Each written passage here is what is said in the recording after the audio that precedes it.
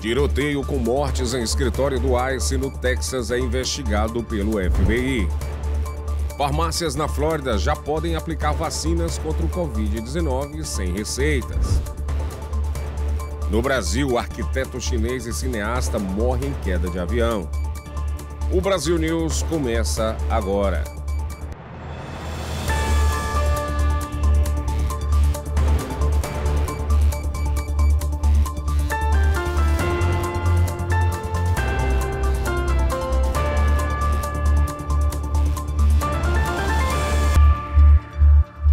Boa noite.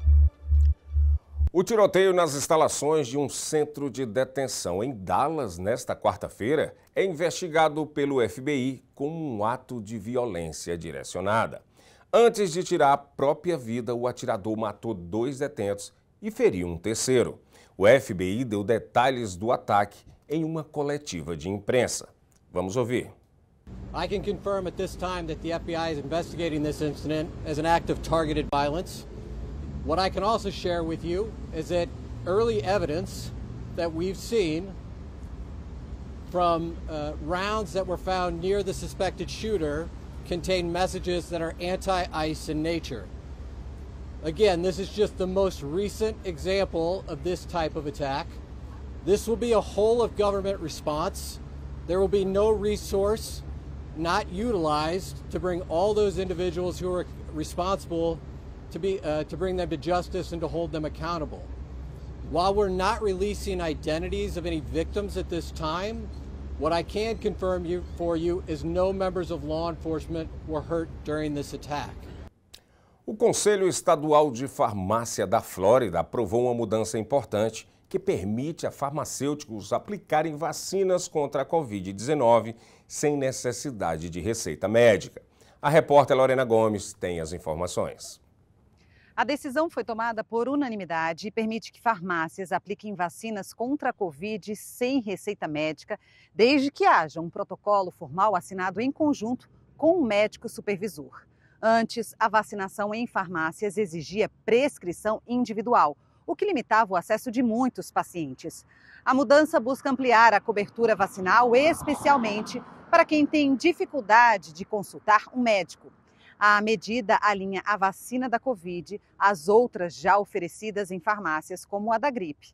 Grandes redes como CVS e Walgreens ainda negociam participação, já que a Flórida ficou fora do Programa Federal de Vacinação este ano. Especialistas em saúde pública consideram a medida um passo importante, num momento em que novas variantes do vírus já circulam pelo país. E um homem de 21 anos foi preso no condado de Brevard, acusado de matar ilegalmente 13 jacarés americanos. Segundo o mandado de prisão, Jacob Latrail não tinha licença para captura ou abate de animais e não estava participando de temporada regulamentada. A Comissão de Conservação de Peixes e Vida Selvagem disse que a lei estadual classifica o abate ilegal de jacarés como um crime de terceiro grau, com pena de até 5 anos de prisão e multa em torno de $5 mil. O caso teria acontecido no Rio St. Johns entre os dias 19 e 29 de abril. As autoridades não informaram detalhes da prisão. E 4 universidades públicas da Flórida estão entre as 50 melhores do país, segundo o ranking US News, um dos mais influentes e tradicionais dos Estados Unidos. A Universidade da Flórida, UF, em Gainesville, continua em destaque, ocupando a 7ª posição entre as públicas do país. Em seguida, na 21ª posição, aparece a Universidade Estadual, a FSU, em Tallahassee. E a posição 43 ficou com a Universidade do Sul da Flórida, a USF, em Tampa. Ainda dentro das 50 melhores instituições públicas do país está a Universidade Internacional, a FU, em Miami, que ocupa a 46ª posição. Além disso, a Flórida está bem representada no ranking nacional. 7 universidades públicas do estado estão entre as 100 melhores. E mais de 160 mil pessoas se inscreveram para participar da primeira caça a ursos negros em uma década. Mais de 160 mil pessoas se inscreveram para participar da caça aos ursos negros na Flórida. A atividade esteve suspensa por uma década. A temporada será entre 6 e 28 de dezembro. Segundo a Comissão de Conservação de Peixes e Vida Selvagem, só serão distribuídas 172 licenças e por sorteio. Cada uma custa $100 para residentes e $300 para não residentes. A população de urso-negros no estado é estimada em cerca de 4.000 animais. Regras mais rigorosas foram estabelecidas para a caça, incluindo proibição de abater fêmeas com filhotes. Grupos de proteção animal criticam e tentam impedir a caça, considerada injustificada e arriscada para a conservação da espécie. Na semana passada, um urso negro foi morto após invadir uma residência no condado de Lake. O proprietário, que usou uma arma de fogo, disse às autoridades que temeu pela família. A seguir, quase 4 milhões de reais são encontrados debaixo de colchão durante a operação da Polícia Federal. Até já!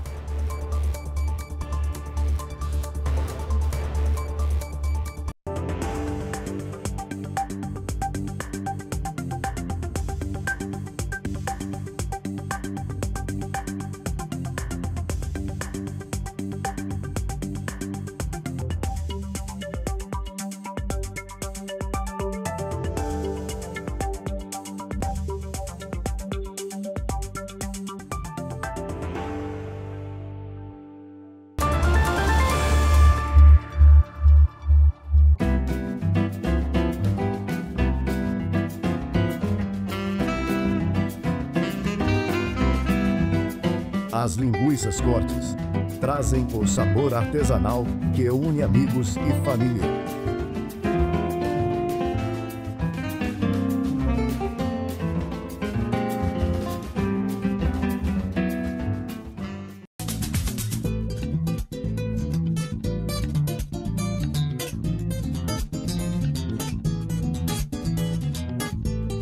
O açaí Triunfo é a sua fonte de energia natural e saborosa.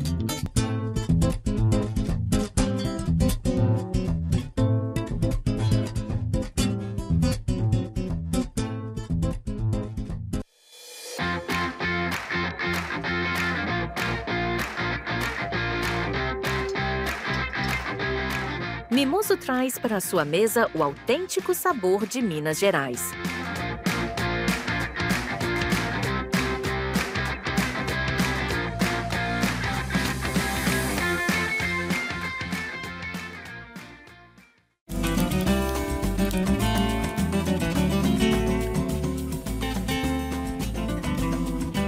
Transforme seu churrasco em uma experiência inesquecível com o mineiro.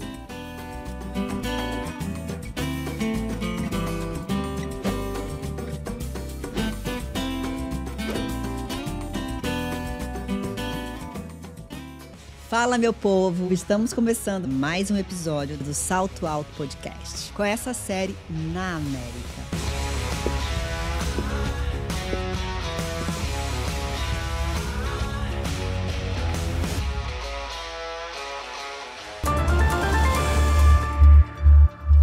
Agora você fica com as principais notícias do Brasil com a correspondente Arlene Balieiro.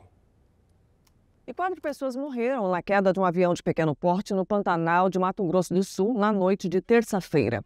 Entre as vítimas, 2 cineastas de São Paulo, Luiz Fernando Ferraz, indicado ao Emmy Internacional pelo dossiê Chapecó, e Rubens Crispim Jr., que trabalhou em produções para Discovery e TV Cultura. Além do arquiteto, paisagista e urbanista chinês Kong Jinyu, considerado um dos maiores do mundo pelo projeto das Cidades Esponjas. E o piloto Marcelo Pereira de Barros, dono da aeronave. O acidente aconteceu em Aquidauana, perto da fazenda Barra Mansa, região turística e cenário da novela Pantanal. O avião teria explodido após a queda. O acidente mobilizou equipes do Corpo de Bombeiros e da Polícia Civil. Segundo autoridades, os corpos foram carbonizados após a explosão da aeronave. As causas da queda vão ser investigadas. E a Polícia Federal realizou na terça-feira uma operação em Minas Gerais contra uma quadrilha suspeita de tráfico de drogas e lavagem de dinheiro. Em uma casa em Uberaba, os agentes encontraram quase 4 milhões de reais escondidos debaixo de um colchão. Também foram apreendidos veículos, celulares, laptops e documentos que vão ser analisados para a identificação de outros envolvidos.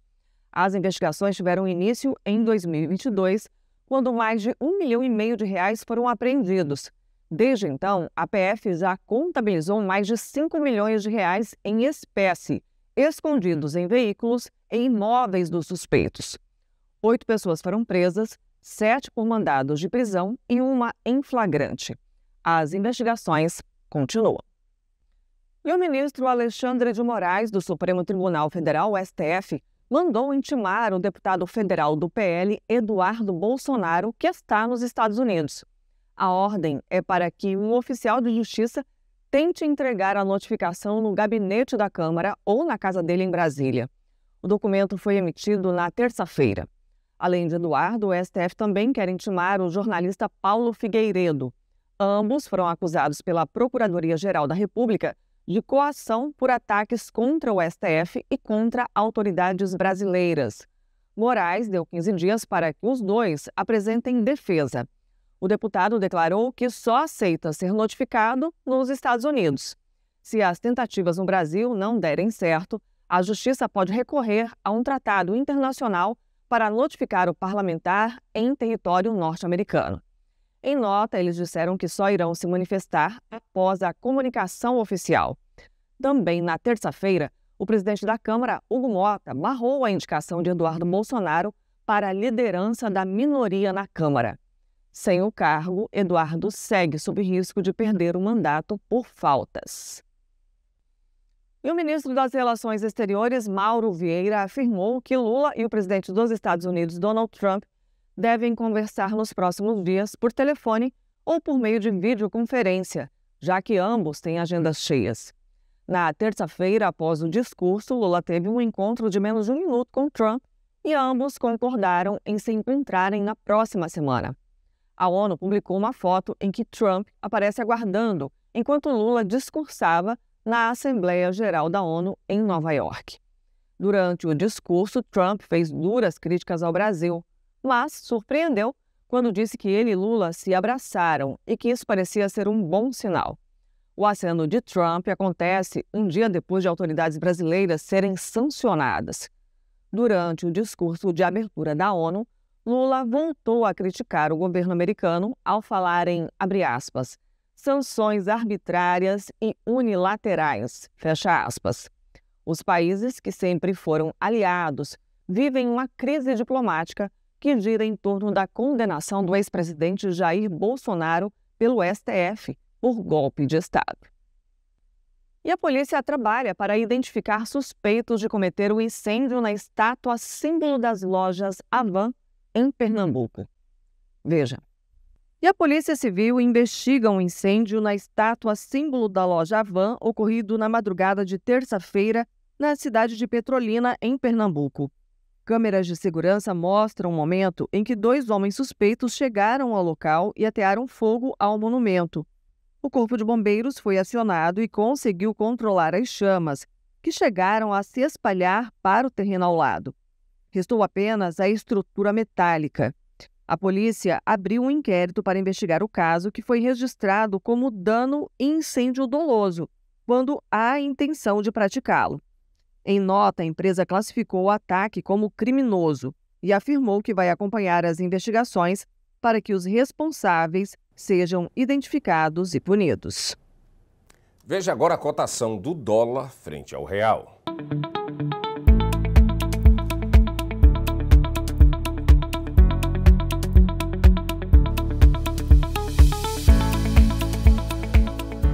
Um super tufão, considerado o ciclone tropical mais potente do ano, está deixando um rastro de destruição e mortes em partes da Ásia. A tempestade já provocou a morte de ao menos 17 pessoas em Hualien, um famoso destino turístico de Taiwan.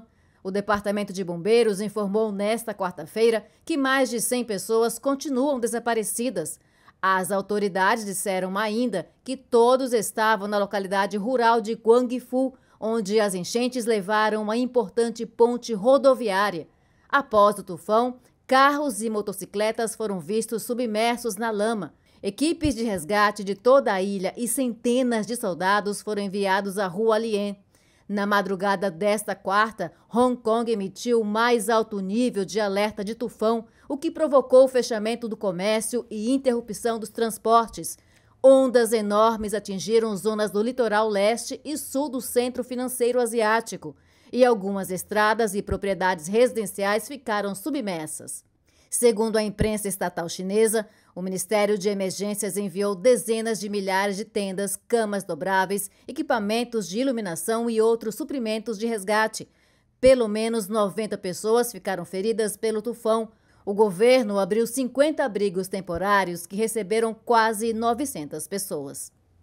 E esta edição do Brasil News termina aqui, mas você pode rever todas as notícias no nosso canal no YouTube. E logo mais às 8 horas da noite, não perca uma entrevista exclusiva com o governador do Ceará, Eumano de Freitas, no programa Bate-Papo. Boa noite.